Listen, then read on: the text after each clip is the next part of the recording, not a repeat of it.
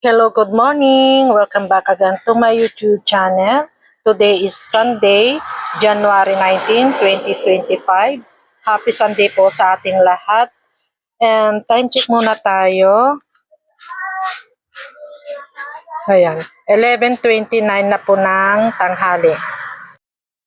So, and for today's video or vlog, ang gusto kong i-share naman sa inyo ay kung paano ko naman nire-repack itong aking mga paninda. So, anyway, tapos na nga pala akong mag-repack ng munggo. Ayan, bali, nag-repack ako kanina ng munggo, popcorn at saka sago. Ito ay nirepack ko ng tagwa 1/4 kasi ito ay binili ko ng tagwa 1/2. So, ang kailangan talaga ng mga customer ay yung pang 1/4 lang. Kaya nire-repack ko sila ng 1/4. So, bali ang bintahan ko nga pala ng munggo, itong 1/4 is 30 pesos. Ayan, nagmahal na din ang munggo. Dati ang bintahan ko lang yan is 25 yung 1/4. Ang aking popcorn naman is 25. Ang sago. Sago is 30 pesos. At ngayon mga kapako kasari, ayan, naka-ready na dito yung mga dapat kong i-repack. Magre-repack ako ngayon ng mga colored paper, bond paper, itong rubber band at saka Sanrio. Ayan, wala na akong naka-repack na mga bond paper at saka colored paper. Bali, ang ginagamit ko nga pala dito sa pagre-repack ng bond paper or colored paper ay itong size na to, 9x15. Kasi dito yung long bond paper mga kapwa ko kasari. So, bali, ang aking ginagawa, nagre-repack ako ng 10 pieces. Bali kasi ang bintahan ko per piece nito is piso. So, ginagawa ko siyang 10 pesos yung aking repack. So, may iba't iba akong kulay dito ng colored paper.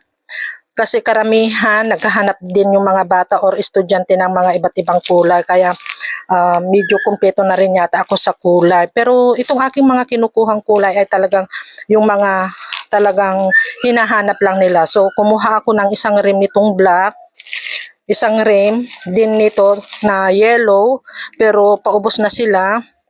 Isang rim din nitong blue, isang rim ng green, isang rim ng red.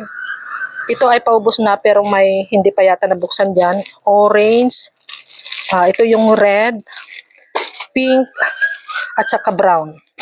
So, 10 pieces lang yung aking repack mga kapako kasari. Yung iba, kung ano na lang yung hanapin ng bata kasi gusto rin nila yung isang piraso lang, ganun. So, may maibibigay din tayo. Pero nasanay na rin sila sa 10 pieces, 10 pesos, ganun.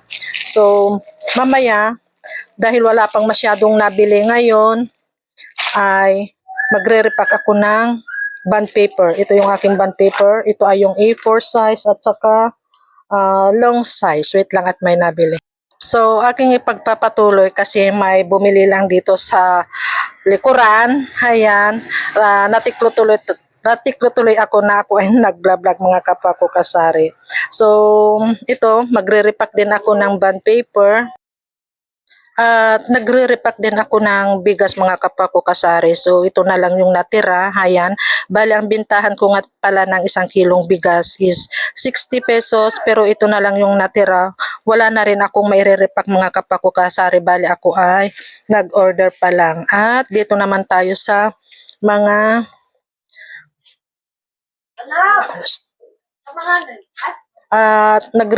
itong mga aking mga flour. Ayan, nagre-repack din ako ng flour at saka cornstarch. Ayan, pero wala pa akong na-repack mga kapwa ko kasari. So, dito tayo. Ayan, ito rin yung aking mga nire-repack. Nagre-repack din ako ng mga disposable spoon. So, ito ay 1/4. Bali, ang bintahan ko dito is 35. Ang aking kuha ng 1 kilo is 90 pesos. Itong asin, ayan, hindi na ako nagre-repack ng asin. Bali, ito ay binibili ko na lang na naka-repack. Bali, ang puhunan nito is 5 pesos. Ang aking bintahan dito sa asin is 8 pesos. At dito tayo sa mga pasta. Ito yon. Ayan. Bali, nire-repack ko din ito mga kapako kasari. Itong pang salad at saka yung mga pang sopas, ganyan. Ito ay half kilo. Ang aking bentahan is 40 pesos. Ayan. Bali, nire-repack ko din ito mga kapako kasari. Itong mga pang salad na pasta, pang sopas, ganyan. At dito pa tayo. Ayan. Mayroon pa dito, Sanrio. Nire-repack ko din ito. Bali, ang aking bentahan dito is 5 pesos. Ayan. At ito namang mga tuyo. Ayan yung aking tuyo. Ayan. Dilis, mga hipon. Ito ay hindi ko na nire-repack. Bali, binibili ko na lang na nakarepack itong mga kasari. Bali, ang kuha ko dito is yung tatlong pack is 200. Ang aking bintahan yung isang ganito is 10 pesos. So, alam na natin kagad yung tubo natin. May tubo na ako dito na 30 pesos. At last ay itong mantika. So, ayan, hindi pa open yung aking mantika. Ubos na rin ang aking mantika. So, kailangan ko na rin mag-repack. Ayan mga kapako kasari. Bali, ang bintahan ko ng isang bote ng mantika, ang aking takalan kasi is yung bottle ng King James is 30 pesos. So, ito yung aking mga ire-repack mga kasari. Ayan. So, after lang siguro, umpisahan ko na kasi ngayon hindi ako makapag-repack kasi mayat maya ay may bumibili. So, ito lang na naman mga kapako kasari ang aking may share na naman sa inyo ngayong araw ng Sunday. Happy selling na lang po sa ating lahat. God bless us and bye. Thank you for watching. Sharing is caring.